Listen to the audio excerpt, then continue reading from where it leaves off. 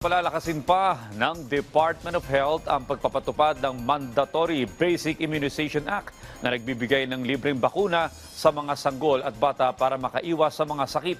Isang tugon dyan ng ahensya ang paglulunsad ng Media Health Literacy Conference na gaganapin sa Bataan. Si Bien Manalo sa detalye live. Bien?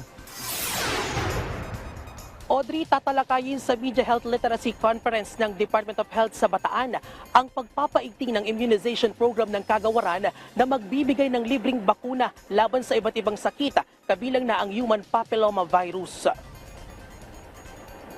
Napapanahon din ito dahil sa patuloy na pagtaas ng kaso ng tigdas sa ilang rehiyon sa bansa na naitatala ng Health Department. Kaya target ng ahensya na magkasar ng malawakang measles catch-up immunization sa iba't ibang dako ng Pilipinas para masugpo ang pagkalat ng tigdas. Bagamat lubhang nakakahawa, mapipigilan naman ang pagkalat ng tigdas sa pamamagitan ng bakuna at iba yung pagpapanatili ng kalinisan ng katawan at kapaligiran.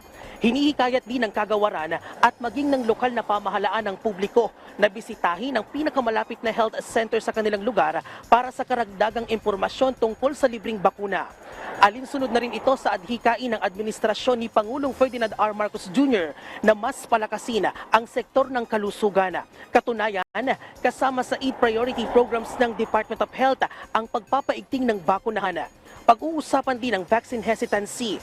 Ilan sa hamon na kinahaharap ng health workers sa pagbabakuna ang misinformation at lack of education ng mga tao tungkol sa bakuna. Katunayan, lumalabas sa isang survey noong 2021 na 6 sa 10 kabataang Pilipino ang vaccine hesitant.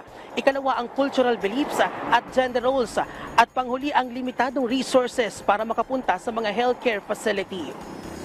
Audrey, dahil dito pinalalakas pa ng pamahalaan ang Mandatory Basic Immunization Act na magbibigay ng libreng bakuna sa mga sanggol at mga bata edad 5 taong gulang sa lahat yan ng government hospital at health center sa buong bansa. At yan ang update. Balik sa iyo, Audrey. Maraming salamat, Bien Manalo.